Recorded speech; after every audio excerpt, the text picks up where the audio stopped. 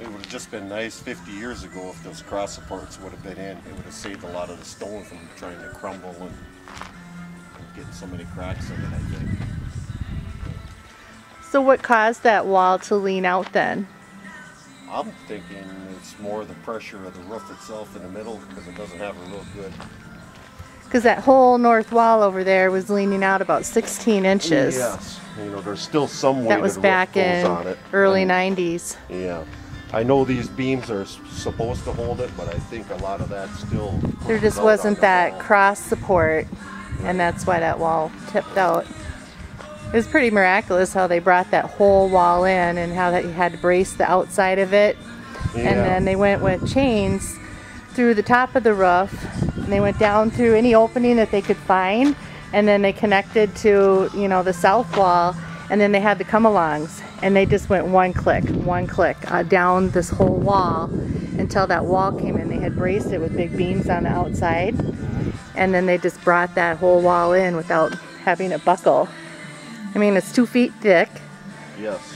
You know, 100 feet long. They dug out on the inside a little bit. Yep, they took out just a roll.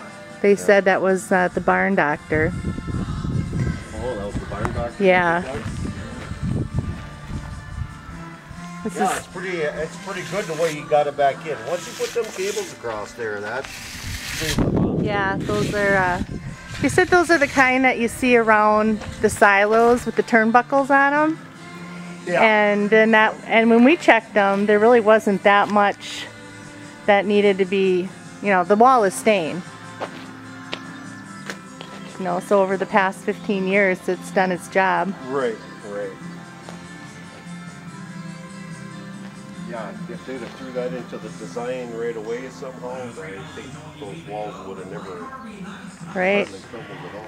Well, considering they built it in 1903 by hand, they still did pretty good. Look at the pile. Take a picture of the pile of stones that come out of there. How you lift them to get I know. scaffolding. And that was always part of the you know, trying to figure out how they actually built it. I mean, did they have a scaffolding? Did they use the... I'm sure they had scaffolding, and they probably put a big post system in here with a pulley and pulled them up with horses. Yeah, what's that system called? The block and tackle? Yeah. The double pulley system that makes the weight of the stones feel like half the weight. Yeah. But... yeah, they might have had a tray they loaded a bunch on and then winched it up there, but... a lot of that would have been ropes. I mean, they have chains. Right. That would have been some pretty heavy ropes. And you know, they had to hire a crew, obviously. Yeah, how many did it take? Well, most of the time they took, you know, a couple weekends to put up a barn. You get all your neighbors come together, and this probably took a couple of years. Yeah. I know if you look at the outside of the building, maybe not so much on this side, but every 3 or 4 feet up you can see a line. And it kind of shows how they built it in sections.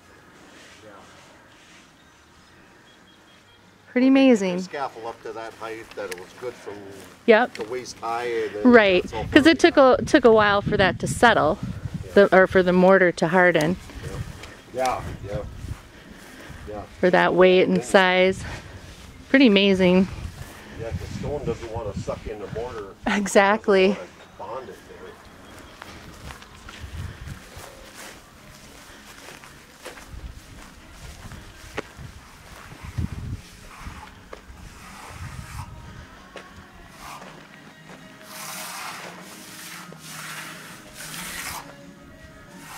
Fine work you're doing there.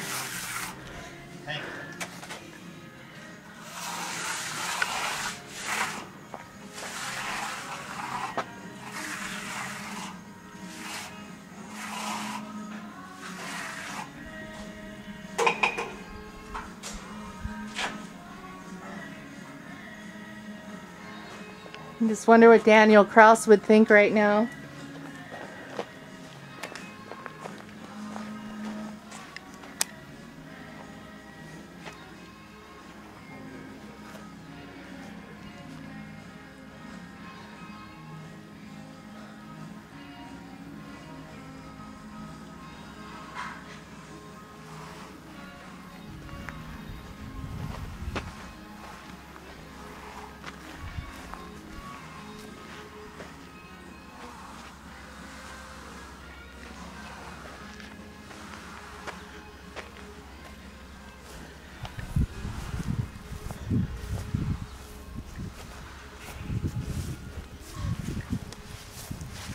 evidence of some of the old foundations that were here.